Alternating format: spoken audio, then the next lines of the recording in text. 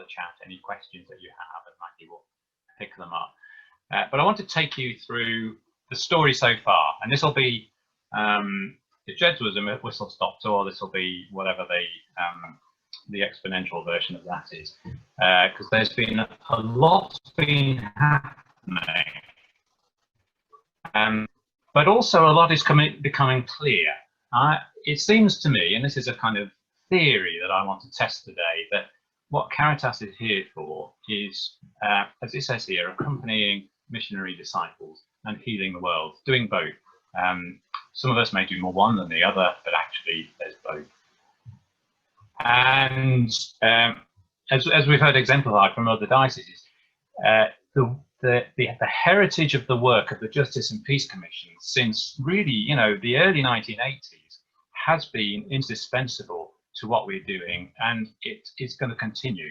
And it's through their work and their persistent and faithful witness over all of those decades that we are in a position that we became very clear quite early on where the focus of concern should be.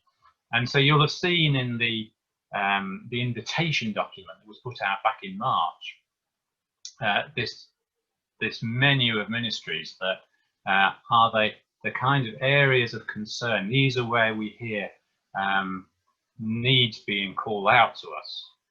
And I just want to go through a bit in the time we've got, so just a little bit of progress reports on each one, because we're moving forward quite rapidly on all of them, some more than others. But let me start with the environment, because although it's often left at the end of the list, it's actually becoming clear now that it is the most important kind of, you know, if we don't get this right, then there's going to be so many other problems caused if we don't tackle climate change, for instance. So the diocesan trustees have agreed to the principle of having an environmental policy, not just for themselves, but actually something that the other trusts that make up the diocese in the education, youth service and such like could adopt.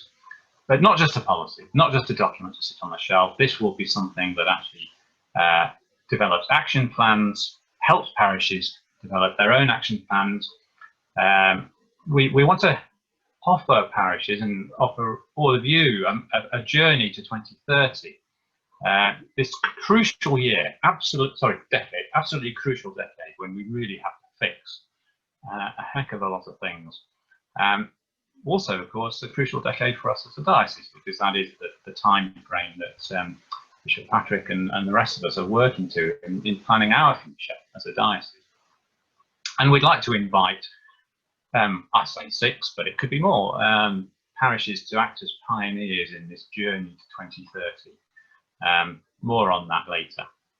But we're very grateful to Catholic for the funding that they've given to the Justice and Peace Commission for the past, and we've got our fingers crossed that that grant will be renewed next year.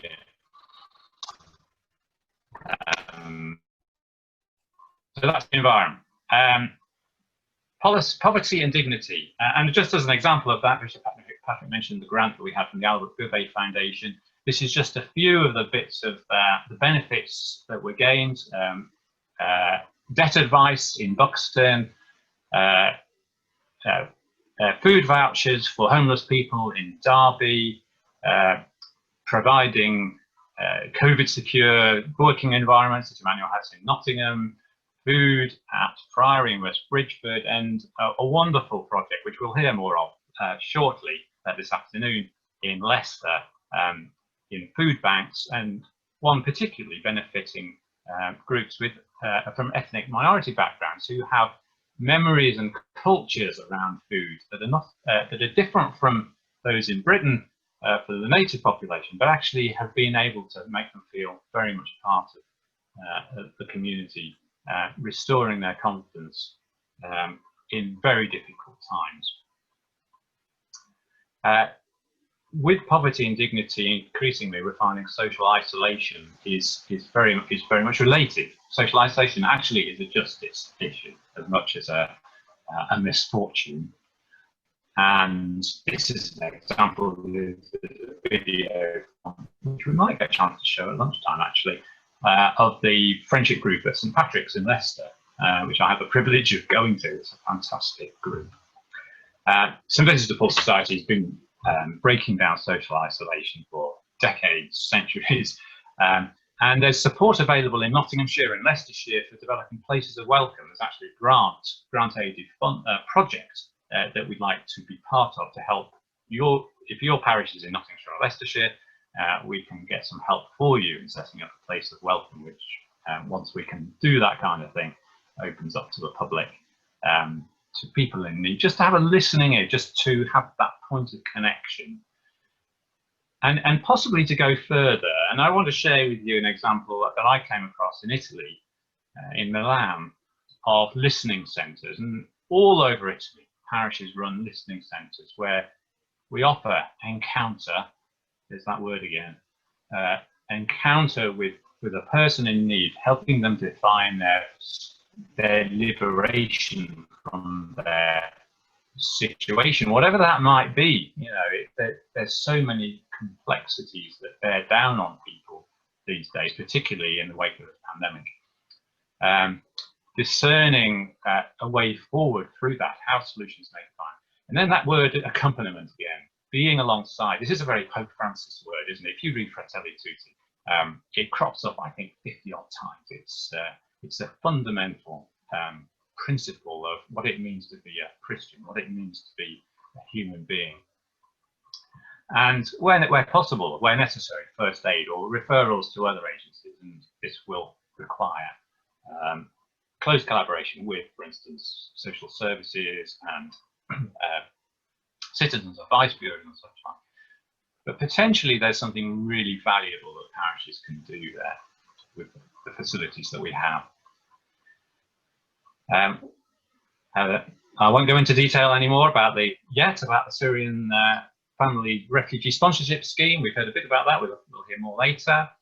And there's a lot of interest here, and certainly a couple of years ago, there's a lot of interest was stirred up, a lot of concern about modern slavery and human trafficking, and we do want to make an impact on that. And it's the challenge is really to work out exactly how best to do that, and when in better times we'll be able to do some training and awareness raising, possibly exploring how accommodation can be used. And I know this is something that religious communities have already done, actually, made accommodation available for rescue situations, for instance, and a lot of work to be done just to get the existing national referral mechanism working, which it doesn't at the moment. It's letting people, it's failing people.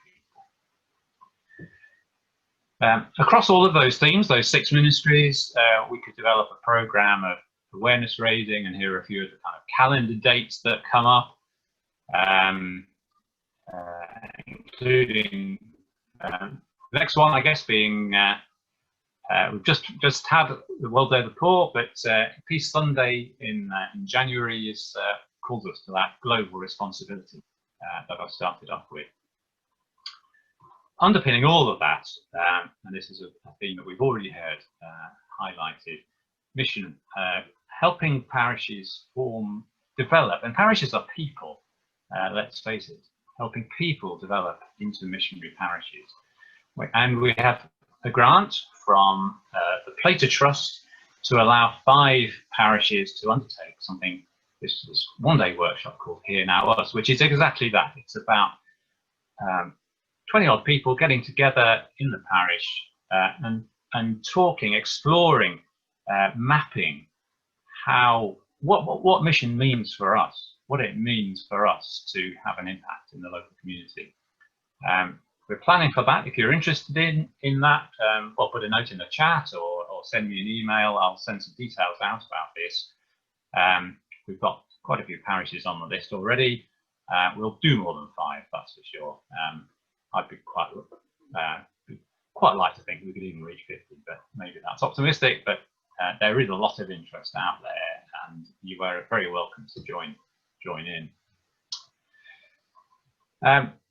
Despite lockdown, a lot of us on this call have been Zooming, busy learning how to use Zoom, and we've had a lot of meetings at county level on themes, and I just want to run through a few of the topics, the issues and the challenges and the opportunities, particularly opportunities that are coming through. Firstly, we need to know what's going on.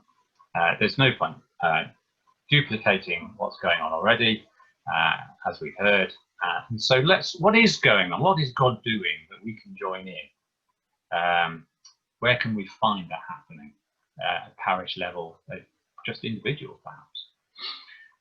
Secondly, and this has really been highlighted by the social distancing and the close down of churches during lockdown,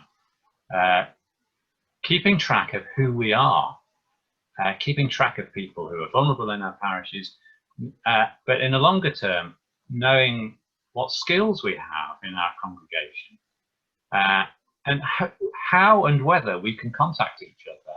These are basic things, and of course it's all about GDPR and such like, but actually it makes a huge difference to how people can mobilize together, how they can make common cause. So let's get that infrastructure right. And I suspect a lot of parishes are beginning to find that they need to renew their parish census, for instance. There may be improvements to your premises in your parish that are needed to improve make it a more hospitable environment. We need support for navigating those necessary regulations around safeguarding, and we have COVID-19 now, of course, insurance, all of the sort of legalities. Caritas possibly could be able to do that with you, to guide you, support you, develop the handrails to guide you along. Ecumenical collaboration, it already happens. Let's celebrate it. Let's value what's actually already happening ecumenically. Part of the mapping there. Peer support. That thing about accompaniment again. Actually, we need each other's support. We are stronger together. Again, let's say that.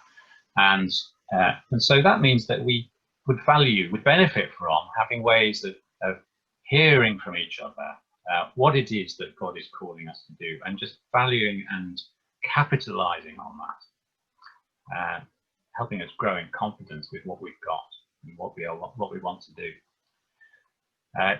Developing the communications platform for all of this to happen. This is quite a technical thing, but it's a very human thing as well. These structures need to be put into place to set us free. These are not structures for their own sake, they're structures to liberate the spirit. Catholic social teaching, we've had a lot of support for in the chat, I see.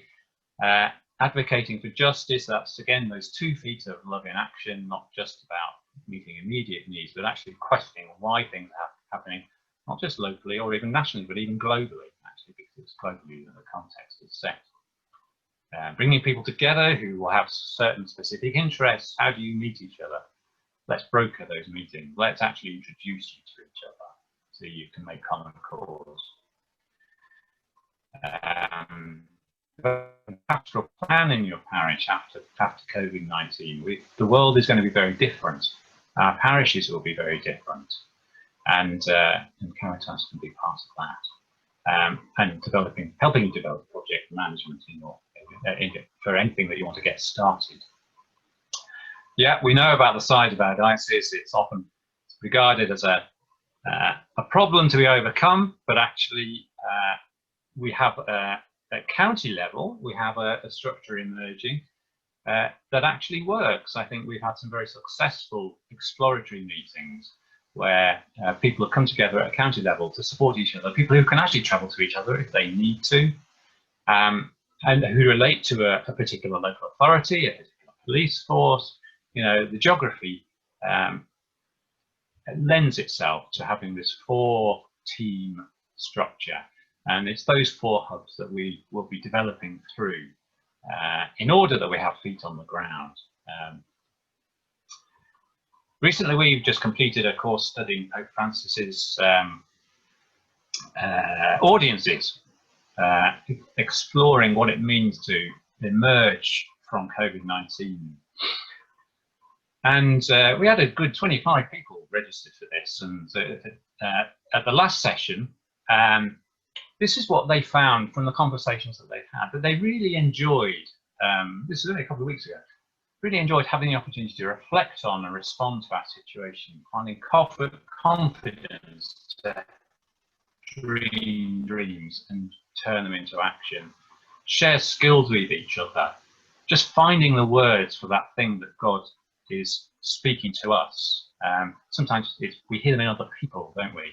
And so I think part of the task of Caritas is to broker those conversations where we can discover what is ours to do through friendship, through encouragement.